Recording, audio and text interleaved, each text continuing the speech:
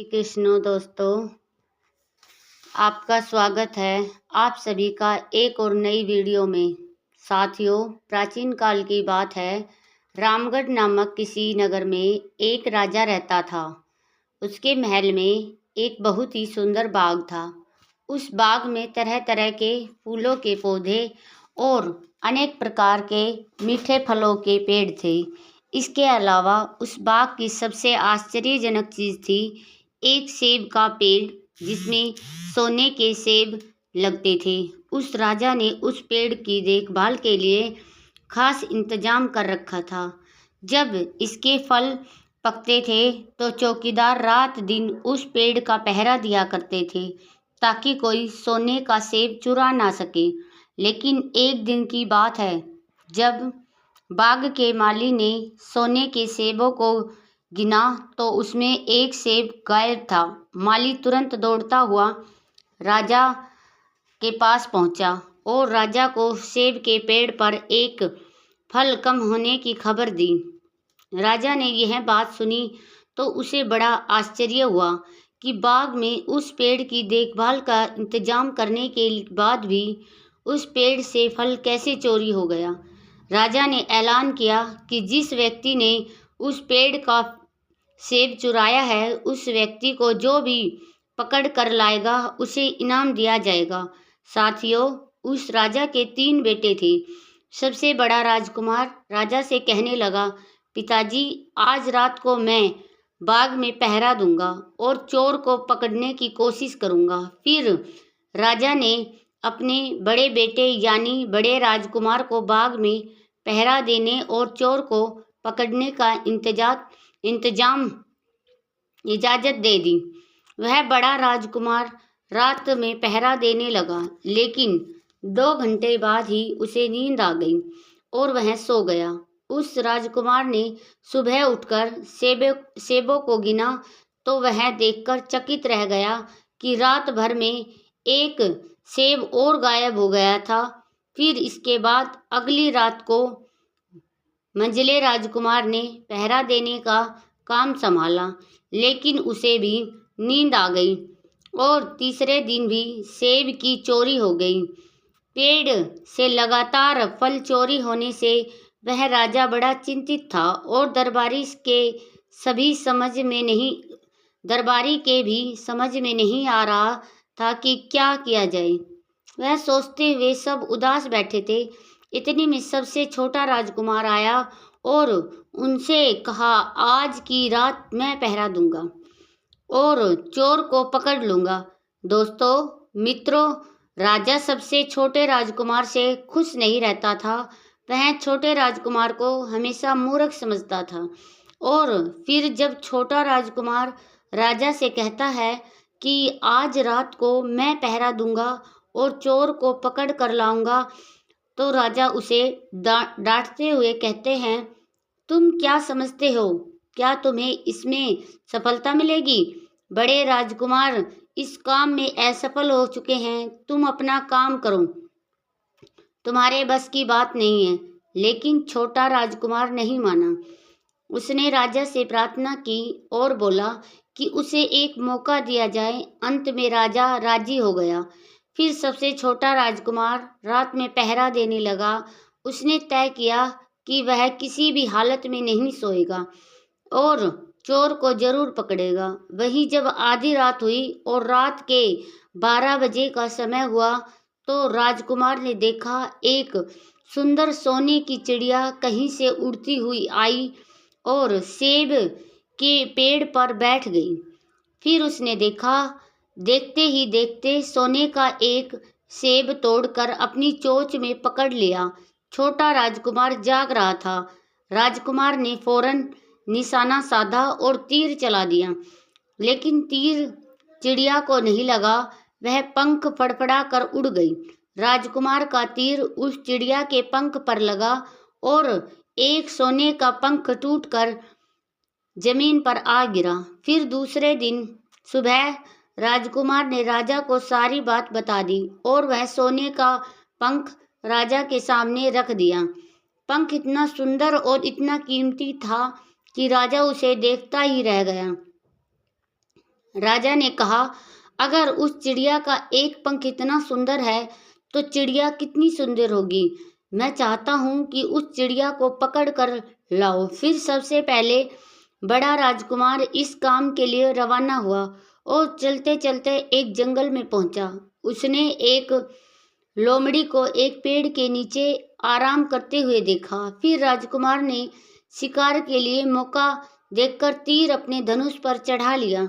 वह तीर छोड़ने ही वाला था कि लोमड़ी ने चिल्लाकर कहा, राजकुमार, मुझे मत मारो। मुझे पता है कि तुम सोने की चिड़िया की खोज में निकले हो। तुम मेरी राय मानो तो तुम्हारा काम जल्दी पूरा हो जाएगा। तुम इसी रास्ते से सीधे चले जाओ। शाम होने पर तुम एक गांव में पहुंचोगे। वहां तुम्हें आमने सामने दो सराया मिलेगी। एक सराया खूब सजी सजाई और दूसरी सराया बहुत ही भद्दी दिखाई देगी। तुम एक काम करना, जो सराया बहुत सजी हुई और सुंदर दिखाई दे, तुम उसके अंदर मत जाना। यदि तुम ऐसा करोगे तो तुम्हारा काम बहुत ही आसानी से हो जाएगा। उस लोमड़ी की बात सुनकर बड़े राजकुमार को हंसी आ गई और उसने चिल्लाकर कहा, भाग जा यहाँ से, मुझे तेरी सलाह की जरूरत नहीं है। और ऐसा कहकर बड़े राजकुमार ने लोमड़ी पर तीर छोड़ दिया। लेकिन लोमड़ी बहुत चालाक थी, वह बचकर भाग गई। बड़ा राजकुमार आगे चल गया। शाम को जब वह एक गांव में पहुंचा तो उसने देखा कि सड़क के किनारे सचमुच दो सराय थी। उसमें से एक सराय सजी हुई थी और उसके अंदर से लोगों के नाचने गाने की आवाज आ रही थी। दूसरी सराय बहुत ही भद्दी थी और वहां अंधेरा था। राजकुमार ने लोमड़ी की बात पर गौर नहीं किया और सजी सजाई सराय में ठहर गया। थोड़ी देर में वह भूल गया कि वह असल में सोने की चिड़िया की खोज में निकला था, क्योंकि जो भी व्यक्ति उस सजी सजाई सराय के अंदर जाता है वह अपने जिस काम के लिए आता था वह उस काम को भूल जाता है। इसलिए राजकुमार भी उस चिड़िया के बारे में भूल गया। जब काफी समय बीत गया और बड़ा राजकुमार नहीं लौटा तो मंझला राजकुमार सोने की चिड़िया की खोज में चल पड़ा। वह भी उसी तरह चलते चलते जंगल में पहुंचा और तो वही लोमड़ी उसे भी मिली। फिर उसी लोमड़ी ने मंझले राजकुमार को भी वही बात बताई जो बड़े राजकुमार को बताई थी, मगर मंझले राजकुमार ने भी उस लोमड़ी की बात का कोई ध्यान नहीं दिया।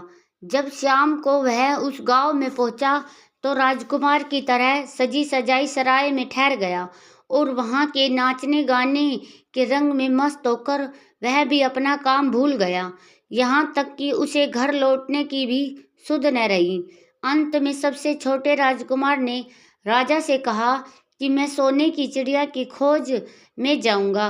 तो राजा को विश्वास नहीं हुआ और वह कहने लगा, जब उसके बड़े दोनों राजकुमार इस काम में सफल नहीं हुए तो तुझे कैसे सफलता मिल सकती है। लेकिन छोटे राजकुमार ने जिद की और उसके जिद करने पर राजा ने अपने छोटे राजकुमार को इजाजत दे दी। वह छोटा राजकुमार तैयार होकर सोने की चिड़िया की खोज में निकल गया। वह भी चलते चलते जंगल में पहुंच गया। उसे भी लोमड़ी मिली। राजकुमार ने लोमड़ी की बात को ध्यान से सुना तो लोमड़ी ने कहा, ठीक है तुम जैसा कहती हो। लोमड़ी से कहा, ठीक है तुम जैसा कहती हो मैं वैसा ही करूँगा। राजकुमार लोमड़ी से कहता है, अब तुम जाओ, मैं तुम्हें नहीं मारूंगा। छोटे राजकुमार की बात सुनकर वह लोमड़ी खुश होकर बोली, तुम सबसे अच्छे लड़के मालूम पड़ते हो। तुमने मेरी बात का मजाक नहीं बनाया और मुझ पर तीर भी नहीं चलाया। मैं तुमसे बहुत खुश हूँ और मैं तुम्हारी मदद करूँगी। तुम एक काम करो, आओ तुम मेरी पूंछ पर बैठ जाओ। मैं तुम्हें उस सराय तक पहुँचा देती हूँ जिस सराय में तुम्हें रुकना है और वहाँ से तुम्हारा काम बहुत ही आसान हो जाएगा। देखते देखते उस लोमड़ी की पूंछ काफी बड़ी हो गई और राजकुमार उस पर बैठ गया। उसके बैठते ही लोमड़ी हवा में उड़ने लगी और थोड़ी ही देर में मैदानों और पहाड़ों को पार करके उस गांव में जा पहुंची। वही राजकुमार ने उस लोमड़ी की सलाह को मानकर छोटी और पुरानी सराय में ही अपना डेरा डाल लिया। वह सजी सजाई सराय में नहीं गया और उस सजी सजाई सराय से काफी दूर रहा। फिर दूसरे दिन सुबह उठकर जब वह आगे बढ़ा तो कुछ दूर चलने पर उसे वह लोमड़ी फिर से रास्ते में मिल गई। लोमड़ी ने उससे कहा, अब मैं तुम्हें बताती हूँ कि आगे तुम्हें क्या करना है। तुम सीधे चलो। आगे चलने पर तुम्हें एक बहुत बड़ा किला मिलेगा जिस पर सिपाही पहरा देते होंगे। तुम सिपाहियों से डरना नहीं और सीधे अंदर चले जाना, क्योंकि उस समय वह सिपाही सो रहे होंगे, और तुम बेधड़क होकर किले में घुस जाना और उनके कमरों को पार करते हुए उस जगह पर पहुंच जाना जहां लकड़ी के एक मामूली पिंजरे में सोने की चिड़िया बंद होगी। वहां पर पहुंचकर तुम चिड़िया को पिंजरे सहित उठाकर किले से बाहर ले आना। लेकिन एक बात याद रखना, चिड़िया के पिंजरे के पास ही एक बहुत सुंदर सा सोने का पिंजरा भी तुम्हें दिखाई देगा। तुम भूलकर भी उस सोने की चिड़िया को सोने के पिंजरे में मत रखना। यदि तुम उसमें रखने की कोशिश करोगे तो बाद में पछताओगे। और फिर ऐसा कहकर लोमड़ी ने राजकुमार को फिर से अपनी पूंछ पर बिठा लिया और थोड़ी ही देर में उस किले के पास पहुंचा दिया। अब राजकुमार ने किले के पास जाकर देखा कि सचमुच सभी पहरेदार सो रहे थे, और फिर छोटा राजकुमार बिना डरे सीधा महल में घुस गया। थोड़ी ही देर बाद उस कमरे में जा पहुंचा जहां सोने की चिड़िया एक पिंजरे में बैठी हुई थी।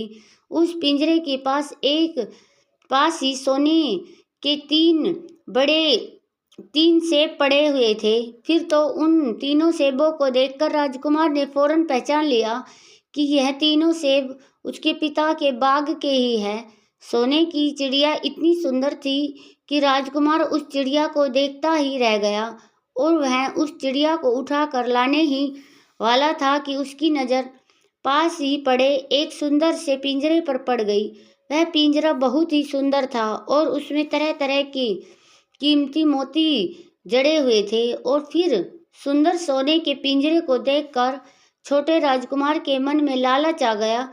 उसने सोने की चिड़िया के लिए वही पिंजरा ठीक समझा और राजकुमार लोमड़ी की बात को भूल गया। उसने सोने के पिंजरे को छूने के लिए मना किया था, मगर दोस्तों, राजकुमार लोमड़ी की बात भूल गया और उसने सोने की चिड़िया को लकड़ी के पिंजरे से निकालकर उस सोने के पिंजरे में बंद कर दिया। नए पिंजरे में आते ही वह सोने की चिड़िया जोर जोर से शोर मचाने लगी, मगर राजकुमार पिंजरे को उठाकर कमरे से बाहर भी नहीं निकाल पाया, क्योंकि चिड़िया के शोर मचाने पर उसकी आवाज़ से सिपाही कमरे में पहुंच गए और उन्होंने राजकुमार को पकड़ लिया। फिर राजकुमार को अपनी भूल का पता चला। उसे याद आया कि लोमड़ी ने उसे क्या कहा था, लेकिन अब क्या हो सकता था। सिपाही उस छोटे पिंजरे को पकड़कर राजा के दरबार में ले गए। पिंजरे सहित राजकुमार को भी पूछने पर राजकुमार ने सारी बात राजा को बता दी। राजकुमार की बात को सुनकर राजा ने कहा, तुम मेरे महल में चोरी करने के लिए घुसे थे। मैं तुमको माफ़ नहीं कर सकता। तुम्हें फांसी की सज़ा दी जाएगी, लेकिन मैं तुम्हें एक मौका दे सकता हूँ। अगर तुम मेरे लिए सोने का घोड़ा लाकर दो तो मैं तुम्हें ना सिर्फ छोड़ दूंगा बल्कि सोने की चिड़िया भी तुमको दे दूंगा। राजकुमार को अपनी जान बचाने के लिए राजा की शर्त माननी पड़ी। वह सोने के घोड़े की तलाश में निकल पड़ा। उस किले के बाहर जाने पर छोटे राजकुमार ने देखा कि लोमड़ी उसका इंतजार कर रही है। राजकुमार ने लोमड़ी को सारी बातें बताई तो लोमड़ी ने निराश होते हुए कहा, मैं अब तुम्हारी कोई मदद नहीं करूँगी। तुमने मेरे कहने के अनुसार काम नहीं किया। मैंने जिस तरह से कहा था, अगर तुम उस तरह से काम करते तो मुसीबत में नहीं फंसते और सोने की चिड़िया भी तुम्हारे हाथ में नहीं होती। सोने की चिड़िया भी तुम्हारे हाथ में होती। राजकुमार बोला, मुझे माफ कर दो, मुझसे गलती हो गई। मेरा काम तुम्हारी सहायता के बिना नहीं होगा। मुझे राजा ने सोने का घोड़ा लाने के लिए कहा है, वरना वह मुझे फांसी पर चढ़ा देगा। राजकुमार की बात को सुनकर लोमड़ी ने कहा, खैर, मैं तुम्हें माफ करती हूँ। अब तुम ऐसा करो, मेरी पूंछ पर बैठ जाओ। फिर लोमड़ी कहने लगी, कुछ दूर जाने पर तुम्हें एक दूसरा किला मिलेगा। इस किले की घुड़साल में तुम्हें सोने का घोड़ा बंधा हुआ मिलेगा। महल के नौकर चाकर सब सो रहे होंगे। तुम चुपचाप जाना और घोड़े को खोल लेना, लेकिन एक बात याद रखना, वहां घोड़े के पास में ही घोड़े पर कसने के लिए 2 जीन रखी होंगी। उनमें से एक तो बहुत पुरानी चमड़े की जीन होगी और दूसरी सोने की जीन होगी। तुम सोने की जीन को छूना मत और उस घोड़े पर पुरानी चमड़े की जीन को कस कर सवार हो जाना और उसे दौड़ाते हुए किले से बाहर चले आना। वहीं लोमड़ी की बात सुनकर छोटे राजकुमार ने वादा किया कि वह ठीक वैसा ही करेगा। और फिर लोमड़ी ने उस छोटे राजकुमार को अपनी पूंछ पर बिठाया और कुछ ही देर में वह किले के पास पहुंचा दिया। वही किले के पास पहुंचते ही लोमड़ी ने राजकुमार को उतारा और फिर वहां से चली गई। राजकुमार सीधा फटाफट से किले में घुस गया। अंदर जाकर उसने देखा कि वहां के सभी नौकर चाकर सोए हुए थे और फिर थोड़ी ही देर में वह किले की घुड़साल में पहुंच गया। राजकुमार ने पास जाकर देखा तो वह घोड़ा सचमुच सोने का था। ऐसा सुंदर घोड़ा उसने सपने में भी नहीं देखा था। राजकुमार ने आगे बढ़कर उस सोने के घोड़े को खोल लिया। जब वह बाहर निकलने लगा तो उसकी नजर एक कोने में पड़ी सोने की जीन पर पड़ी। वह जीन बहुत ही सुंदर थी, उसमें हीरे मोती जड़े हुए थे। उसके पास ही एक फटी पुरानी चमड़े की जीन पड़ी हुई थी। वह राजकुमार सोचने लगा कि इतने सुंदर घोड़े पर यह पुरानी चमड़े की जीन कसना राजकुमार को शोभा नहीं देगा। और फिर ऐसा सोचकर वह राजकुमार सोने की जीन को उठा लेता है और घोड़े पर कसना शुरू कर देता है। फिर जैसे ही घोड़े की पीठ पर वह सोने की जीन को कसता है, वैसे ही घोड़ा जोर जोर से हिनहिनाने लगता है और किले के नौकर जाग जाते हैं। वहीं थोड़ी ही देर में राजकुमार को पकड़ लिया जाता है। राजकुमार को सिपाहियों ने हाथ बांधकर अपने राजा के सामने पेश किया। राजकुमार की सारी बातें राजा ने सुनी। कहा, तुमने मेरे घोड़े को चुराने की कोशिश की है, इसलिए तुम्हें फांसी की सजा दी जाएगी। लेकिन अगर तुम मेरा एक काम कर दो तो मैं तुम्हें छोड़ सकता हूँ। फिर राजकुमार ने कहा, महाराज, आप बताओ, मैं आपका हर काम करने के लिए तैयार हूँ। तो राजा ने कहा, यहाँ से कुछ ही दूर पर एक महल है, उसमें बहुत सुंदर राजकुमारी रहती है। अगर तुम अपनी जान बचाना चाहते हो तो उस राजकुमारी को मेरे पास लेकर आओ। यदि तुम ऐसा कर दोगे तो मैं तुम्हें इनाम में एक सोने का घोड़ा दे दूंगा। बेचारा राजकुमार फिर से एक नई मुसीबत में फंस गया। उसे मजबूर होकर राजा की शर्त माननी पड़ी। अब वह सोने के महल की खोज में निकल पड़ा।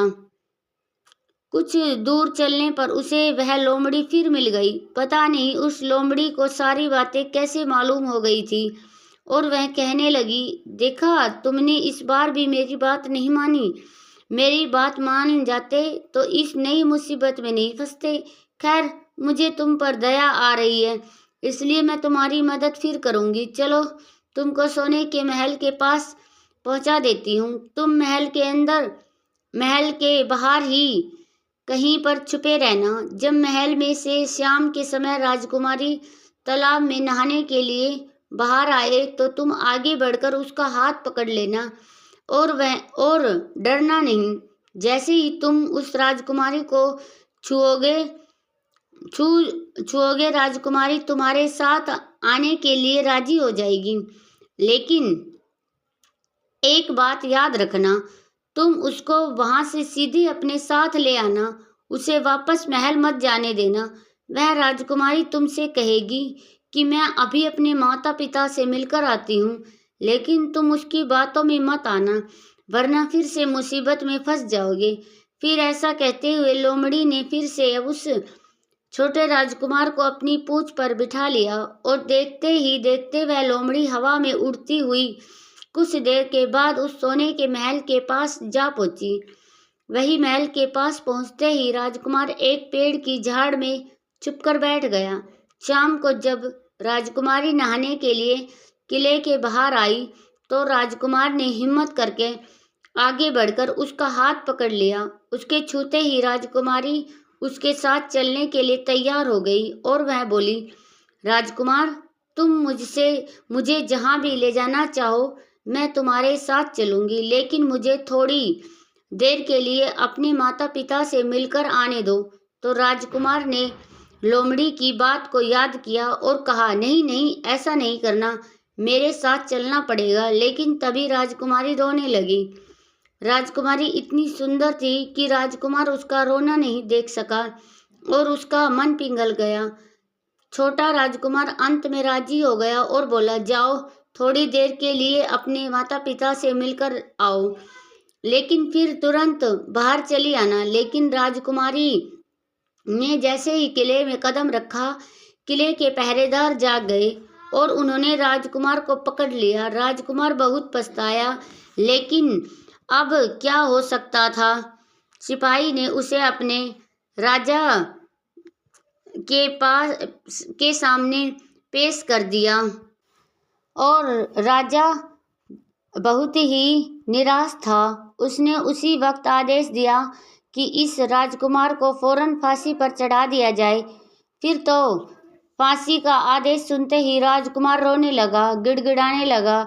इस पर राजा ने थोड़ी देर सोच विचार किया और कहा, मैं अपना आदेश वापस नहीं ले सकता, लेकिन अगर तुम मेरा एक काम कर दो तो तुम्हारी जान बच सकती है। फिर राजकुमार ने कहा, ठीक है, आप जो भी कहेंगे मैं आपका काम करूँगा। तो राजा ने कहा, हमारे किले के ठीक सामने एक बहुत बड़ा पहाड़ है, इसके कारण हमारे किले की सुंदरता नष्ट होती है। अगर तुम 8 दिन में इस पहाड़ को खोद कर साफ कर दो तो हम तुम्हें क्षमा कर देंगे और राजकुमारी का विवाह भी तुम्हारे साथ कर देंगे। राजकुमार किले के बाहर आकर पहाड़ को देखने लगा। उसके हाथ में एक छोटी सी कुदाली थी। उसे समझ नहीं आ रहा था कि इतना बड़ा पहाड़ आखिर वह 8 दिन में कैसे खोद सकता है। फिर भी राजकुमार अपनी जान बचाने के लिए उस पहाड़ को खोदना शुरू करता है। धीरे धीरे 7वां दिन बीत जाता है। इतने दिन तक लगातार खोदने पर भी वह पहाड़ का एक कोना ही खोद सका। राजकुमार अंत में दुखी होकर बैठ गया। उसे अपने आप पर बहुत क्रोध आ रहा था और मन ही मन यह कह रहा था कि अगर मैंने लोमड़ी की बात मान ली होती तो कितना अच्छा होता। लोमड़ी ने मुझे हर बार सही सलाह दी और मैं हर बार उसका कहना ना मानकर नई नई मुसीबत में फंसता गया। राजकुमार इस तरह सर झुकाए बैठा था कि अचानक उसे अपने पैरों के पास उस लोमड़ी की पूंछ हिलती हुई दिखाई दी। फिर उसने नजर उठाकर देखा तो सचमुच वही लोमड़ी खड़ी थी। फिर लोमड़ी ने मुस्कुराते हुए कहा, क्यों, क्या हाल है? इस बार तो तुम्हारी मदद करने की मेरी जरा भी इच्छा नहीं थी, लेकिन मैं 7 दिन से तुमको पहाड़ खोदते हुए देख रही हूँ। मुझे तुम पर दया आ गई और मैं तुम्हारी मदद के लिए चली आई। जाओ, तुम बहुत थक गए हो, सो जाओ, मैं थोड़ी ही देर में तुम्हारा काम पूरा कर दूंगी। इस बार राजकुमार ने तय कर लिया था कि अब वह लोमड़ी जैसा कहेगी वह वैसा ही करेगा। फिर चुपचाप उठकर के वह राजकुमार एक तरफ सोने के लिए चला गया। वहीं थोड़ी ही देर में राजकुमार को नींद आ गई और सुबह जब वह सोकर के उठा तो उसने अपनी आंखों पर विश्वास नहीं हो रहा था। वहां कहीं भी पहाड़ की नामो निशान नहीं था और वह महल का सुंदर दृश्य दिखाई दे रहा था। फिर तो राजकुमार सीधा राजा के पास पहुंचा। राजा उसके काम से बहुत खुश था। उसने तुरंत ही अपने वादे के अनुसार राजकुमारी के साथ उसका विवाह कर दिया। जब राजकुमार उस सुंदर राजकुमारी के साथ में कुछ दूर चला तो उसे रास्ते में फिर वही लोमड़ी मिली। लोमड़ी कहने लगी, बधाई हो राजकुमार, राजकुमारी के साथ तुम्हें देखकर मुझे बड़ी खुशी हो रही है, लेकिन अब तुम्हें सोने का घोड़ा और सोने की चिड़िया भी समाप्त करनी चाहिए, क्योंकि वे दोनों चीज तुम्हारे ही लायक है और तुम सोने की चिड़िया भी प्राप्त करनी चाहिए, क्योंकि वे दोनों चीज तुम्हारे ही लायक है और तुम उन्हें आसानी से प्राप्त कर सकते हो। तब राजकुमार बोला, लेकिन भला मुझे सोने का घोड़ा और सोने की चिड़िया कैसे मिल सकती है? मैं तो इस राजकुमारी को भी उस राजा के लिए लेकर जा रहा हूँ जिसने राजकुमारी के बदले में मेरी जान बख्शी थी। फिर लोमड़ी कहने लगी, नहीं राजकुमार, तुम ऐसा काम कभी मत करना। इस राजकुमारी के साथ में तुम्हारा विवाह हुआ है और अब यह सिर्फ तुम्हारी है। अगर तुम मेरे कहने के अनुसार काम करो तो तुम्हें सोने का घोड़ा और सोने की चिड़िया भी मिल जाएगी। तुम सबसे पहले इस राजकुमारी को लेकर सोने के घोड़े वाले राजा के पास जाओ। राजा जब राजकुमारी को देखेगा तो खुश हो जाएगा और खुश होकर वह तुमको सोने का घोड़ा दे देगा। फिर तुम घोड़े पर सवार हो जाना और सबसे विदा लेना। वही राजकुमारी से भी तुम बाद में विदा लेना और जैसे ही तुम राजकुमारी के पास जाओ तो उसका हाथ पकड़कर घोड़े के ऊपर खींच लेना और घोड़े को दौड़ा लेना, क्योंकि सोने का घोड़ा इतना तेज दौड़ता है कि दुनिया का तेज से तेज घोड़ा भी उसकी बराबरी नहीं कर सकता। जाओ, तुम पहले इतना काम पूरा करो, इसके बाद आगे क्या करना है बाद का काम है, मैं बाद में बताऊंगी। जब तुम घोड़ा और राजकुमारी को लेकर जाओगे तो तुम्हें मैं रास्ते में मिलूंगी। राजकुमार ने ठीक वैसे ही किया जैसा लोमड़ी ने उससे कहा था। जब सोने के घोड़े वाले राजा ने खुश होकर उसे इनाम में सोने का घोड़ा दिया तो राजकुमार उस पर सवार हो गया और सबसे विदा लेने लगा। अंत में वह राजकुमारी को उठाकर घोड़े पर बिठाकर घोड़े को तेजी से दौड़ता हुआ किले से बहुत दूर निकल आया। वही रास्ते में एक पेड़ के नीचे लोमड़ी उसका इंतजार कर रही थी और उसे देखकर लोमड़ी बोली, शाबाश, अब तुम सोने की चिड़िया भी प्राप्त कर लो। जब तुम सोने की चिड़िया वाले राजा के पास पहुंचोगे तो वह इस घोड़े को देख कर के बहुत ही खुश हो जाएगा। तो तुम उनसे कहना कि पहले सोने की चिड़िया का पिंजरा मेरे हाथों में दो, तब मैं यह घोड़ा तुमको दूंगा। फिर जैसे ही राजा वह पिंजरा तुम्हारे पास लाए तो तुम पिंजरा उसके हाथ से छीन लेना और घोड़े को दौड़ा देना। बस ऐसे ही चिड़िया तुमको मिल जाएगी और कोई तुम्हें पकड़ भी नहीं सकेगा। इस बार भी राजकुमार ने ठीक वैसा ही किया जैसा लोमड़ी ने बताया था और वह राजकुमारी के साथ ही घोड़े पर बैठा रहा। राजकुमार घोड़े को लेकर उस राजा के पास गया और तब राजा ने उसके हाथ में सोने की चिड़िया का पिंजरा दिया तो उसने तुरंत घोड़े को वहां से भगा दिया। सोने का घोड़ा हवा से बातें करने लगा। वहीं कुछ दूर चलने पर लोमड़ी फिर उसे मिल गई। राजकुमार ने उनसे कहा, तुमने मेरी बहुत बड़ी मदद की है। तुम्हारी वजह से मुझे ना सिर्फ सोने की चिड़िया मिली बल्कि सोने का घोड़ा और इतनी सुंदर राजकुमारी भी मिल गई। बताओ मैं तुम्हें क्या इनाम दूं? मैं तुमको कुछ ना कुछ देना चाहता हूँ। फिर राजकुमार की बात को सुनकर वह लोमड़ी कहने लगी, अगर तुम खुश हो तो मेरा एक काम कर दो, तुम मुझ पर एक तीर चला के मुझे मार दो। इस समय तुम यही सबसे बड़ा काम मेरे लिए कर सकते हो। फिर लोमड़ी की बात सुनकर राजकुमार कहने लगा, भला ऐसा कैसे हो सकता है? तुमने मेरी इतनी मदद की है और मैं बदले में तुम्हें मार दूं? मैं ऐसा कभी नहीं कर सकता। ऐसा सुनकर कि वह लोमड़ी बहुत दुखी हुई और बोली, अगर तुम मेरा यह काम नहीं कर सकते तो फिर ठीक है, जाओ, लेकिन जाने से पहले तुम्हारी भलाई के लिए मैं तुम्हें 2 बातें बता रही हूँ, उन्हें हमेशा याद रखना। पहली बात तो यह कि कभी भी किसी भी कुएं की दीवार पर मत बैठना, और दूसरी बात, ऐसे लोगों के लिए कभी धन खर्च मत करना जिन्हें फांसी मिलने वाली हो। फिर लोमड़ी की बात सुनकर राजकुमार बोला, तुम भी अजीब हो, तुम्हारी बातें मेरी समझ में नहीं आती।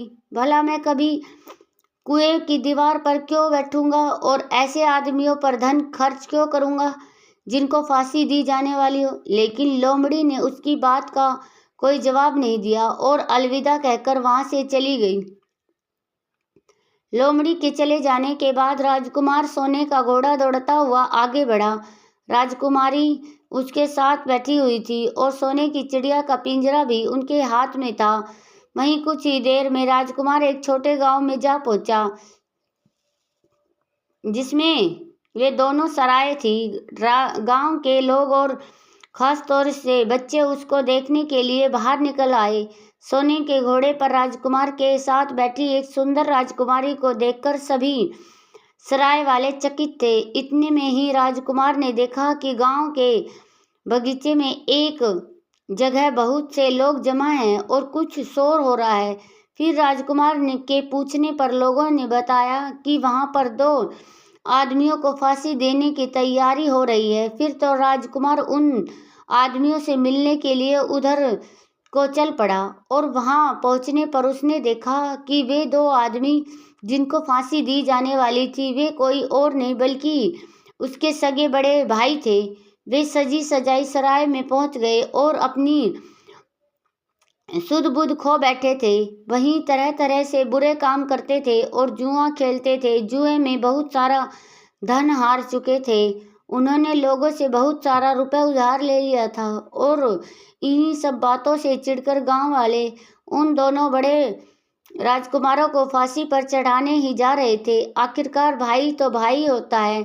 छोटा राजकुमार ऐसा कैसे होने दे सकता था? उसने अपने बड़े भाई को बचाने के लिए वहां के लोगों से कहा, मुझसे रुपए ले लो और इन लोगों को छोड़ दो। फिर उनके पास बहुत विनती करने पर वहां के लोग राजी हो गए और उन्होंने उन दोनों राजकुमारों को रिहा कर दिया। राजकुमार अपने भाइयों को छुड़ाकर अपने महल की तरफ चल दिया। आगे कुछ दूर चलने पर जंगल में एक कुआं दिखाई दिया। फिर राजकुमार कुछ सोचकर राजकुमारी से कहता है, हम कुछ देर के लिए इस कुएं के पास आराम करते हैं और वहां पर ठंडा पानी पीने के लिए बाद हम यहाँ से आगे के लिए प्रस्थान करेंगे। राजकुमार की बात सुनकर राजकुमारी मान गई। इधर राजकुमार लोमड़ी की दोनों बातें भूल चुका था, जो कि लोमड़ी ने विदा के समय कही थी कि कभी भी घोड़े से उतरकर कुएं की दीवार पर मत बैठना और कभी भी ऐसे आदमी की मदद मत करना जिनको फांसी लगने वाली हो। राजकुमार घोड़े से उतर कर कुएं की दीवार पर बैठकर राजकुमारी से बातें करने लगा। जैसे ही छोटा राजकुमार राजकुमारी के साथ उस कुएं के किनारे पर बैठा, तब तक उसके दोनों बड़े भाई आ गए। वे उसे देखकर जलने लगे। इसको तो सुंदर राजकुमारी मिल गई और इतना सारा धन भी मिल गया। पिताजी भी इसकी बुद्धिमानी की प्रशंसा करेंगे। इसकी घर में इज्जत बढ़ जाएगी। कल तक पिताजी इसे मूर्ख समझते थे, आज यही बुद्धिमान माना जाएगा। इसलिए दोनों भाइयों ने सलाह करके और मौका देखकर अपने छोटे राजकुमार को कुएं में धकेल दिया और इसके बाद सोने का घोड़ा लेकर घोड़े पर राजकुमारी को बिठाकर सोने की चिड़िया का पिंजरा उठाकर वहां से चलते बने। इस प्रकार धन और राजकुमारी के लालच में दोनों बड़े भाइयों ने छोटे भाई को मौत के मुंह में धकेल दिया। फिर कुछ ही देर में दोनों बड़े राजकुमार अपने राज्य में लौट आए। घर लौटकर राजा ने कहा, हम सोने की चिड़िया को पकड़ कर लाए हैं। इसी चिड़िया ने हमारे बाग से सोने के सेब चुराए थे। हम यह सोने का घोड़ा और यह राजकुमारी लाए हैं। यह सब देखकर राजा बहुत खुश हुआ। सारे राज्य में वहाँ के लोग खुशियाँ मनाने लगे। वही राजकुमारी खुश नहीं थी, वह रो रही थी। उसने खाना पीना भी छोड़ दिया था। वहीं घोड़े ने भी खाना बंद कर दिया और चिड़िया ने भी दाना पानी सब बंद कर दिया। राजा ने बहुत कोशिश की, लेकिन ना तो राजकुमारी खुश हुई और ना ही सोने का घोड़ा और ना ही सोने की चिड़िया ने दाना खाना शुरू किया। उधर वह छोटा राजकुमार कुएं में गिर गया था, लेकिन वह मरा नहीं था। कुआं बहुत गहरा था, लेकिन उसमें पानी बहुत कम था। और उस लोमड़ी की बात याद आई तो वह पछताने लगा और सोचने लगा, अगर मैंने लोमड़ी का कहा मान लिया होता और शायद घोड़े से उतरकर इस कुएं के पास दीवार पर नहीं बैठता और अपने दोनों लालची भाइयों की मदद ना की होती, तो शायद आज मैं इस कुएं में ना पड़ा होता। ऐसे ही उस राजकुमार ने लोमड़ी को पुनः याद किया। लोमड़ी कुएं पर आ पहुंची और बोली, देखा राजकुमार, मैंने पहले ही तुम्हें समझाया था कि किसी कुएं की दीवार पर मत बैठना और ऐसे आदमियों की मदद मत करना जिन्हें फांसी दी जाने वाली हो, लेकिन तुम नहीं मानोगे। खैर चलो, अब आखिरी बार मैं फिर तुम्हारी मदद कर देती हूँ। तुम मेरी पूंछ पकड़कर के कुएं से बाहर निकल आओ। फिर ऐसा करके लोमड़ी ने अपनी पूंछ कुएं में लटका दी। देखते ही देखते पूंछ इतनी लंबी हो गई कि कुएं के पैंदे में अड़ने लगी। राजकुमार के पास तक जा पहुंची। वहीं राजकुमार पूंछ को पकड़ के कुएं से बाहर निकल आया और फिर लोमड़ी ने उससे कहा, अब तुम अपने घर जाओ, लेकिन जरा होशियार रहना। तुम्हारे भाई तुम्हारी जान के दुश्मन हैं। वे लोग निश्चित ही तुम्हें मार देंगे। इसके बाद राजकुमार घर की ओर चल पड़ा। अपने राज्य में पहुंचने पर उसे एक भिखारी मिला, तो भिखारी को उसने अपने सुंदर कपड़े दान में दे दिए और उसके फटे पुराने कपड़े पहन लिए। इस तरह भेष बदलकर वह छोटा राजकुमार अपने किले में पहुंच गया और वहां उसके पहुंचने पर एक बड़ी आश्चर्यजनक बात हुई। सोने का घोड़ा खुशी से नाचने लगा और दाना खाने लगा।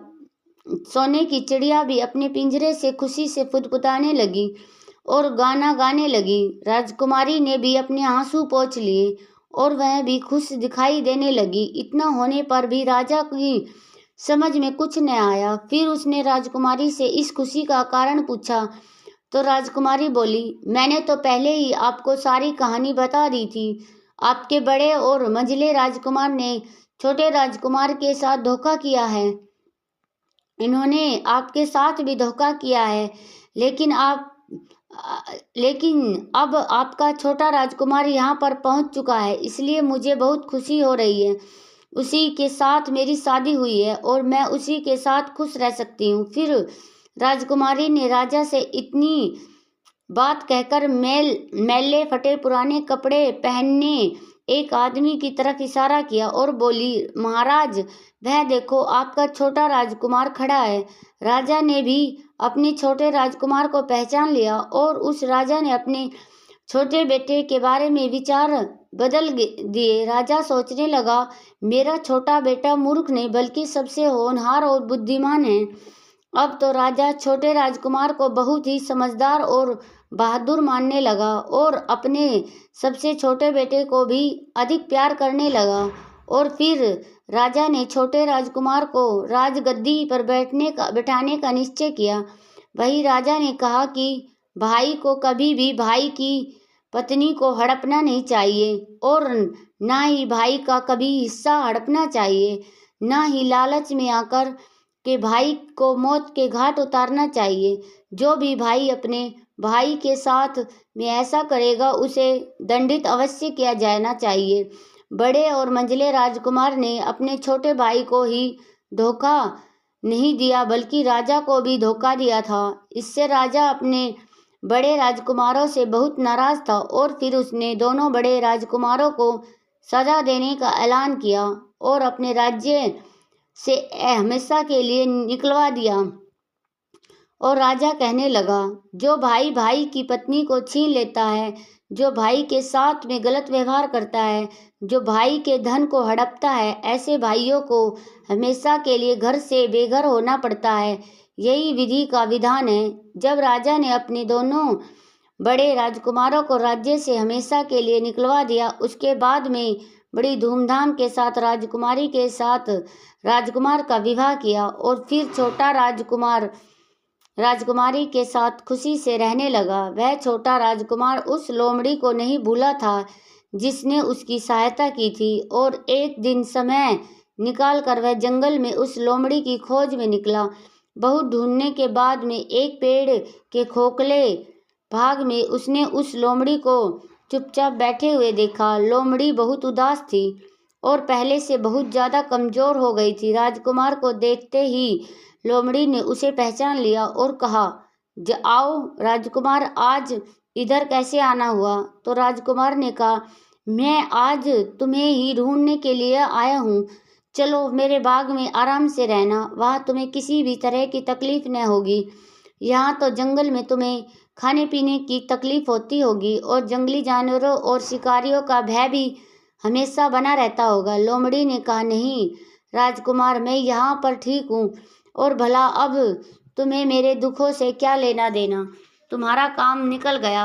अब तुम राजकुमारी के साथ सुखपूर्वक अपने महल में राज करो। तब लोमड़ी की बात सुनकर छोटा राजकुमार बोला, नहीं, तुमने मेरे ऊपर बहुत उपकार किया है। मैं तुम्हें इनाम देना चाहता हूँ और अपने साथ ही रखना चाहता हूँ। राजकुमारी भी बहुत खुश होगी, वह भी तुम्हें मिलना चाहती है। तो लोमड़ी ने कहा, अगर तुम सचमुच मुझे इनाम देना चाहते हो तो मेरा एक काम कर दो। मैंने तुम्हें पहले भी कहा था कि तुम तीर चलाकर मुझे मार दो, इसी में मेरा लाभ होगा।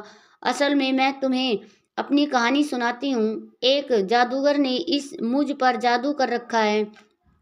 मैं लोमड़ी नहीं हूँ, मुझे उनके जादू के प्रभाव से लोमड़ी के रूप में रहना पड़ रहा है। तो मैं इस देश का राजकुमार हूँ जहाँ की राजकुमारी से तुम्हारा विवाह हुआ है। असल में वह राजकुमारी मेरी छोटी बहन है जिसके साथ में तुम्हारी शादी हुई है। अगर तुम तीर चलाकर मुझे मार दोगे तो मैं इस जादू के प्रभाव से मुक्त हो जाऊंगा और फिर से राजकुमार बनकर अपने देश लौट सकूंगा। छोटा राजकुमार इस बात को सुनकर एकदम से आश्चर्य में पड़ गया और फिर उसने फौरन अपने धनुष पर तीर चढ़ाया और लोमड़ी के ऊपर छोड़ दिया। तीर लगते ही वह लोमड़ी मर गई और उसमें से एक सुंदर सा राजकुमार निकल आया। फिर दोनों राजकुमार आपस में गले मिले। इसके बाद में दोनों राजकुमार वापस महल में लौट आए।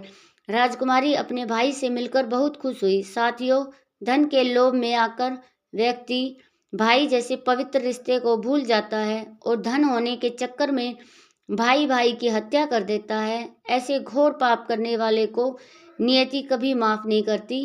भाई का हिस्सा या उसकी पत्नी का उसका धन हड़पने वाले व्यक्ति को घर से बेघर होना पड़ता है। इसलिए भाई जैसे पवित्र रिश्ते को कभी कलंकित नहीं करना चाहिए। भाई भाई के बीच में जहाँ प्रेम रहता है वह घर स्वर्ग के समान होता है। तो उम्मीद है साथियों आपको यह कहानी अच्छी लगी होगी। कहानी कैसी लगी कमेंट बॉक्स में ज़रूर बताएं और हमारे चैनल को सब्सक्राइब करना न भूलें। अंत में बोले, राधे राधे। राधे राधे।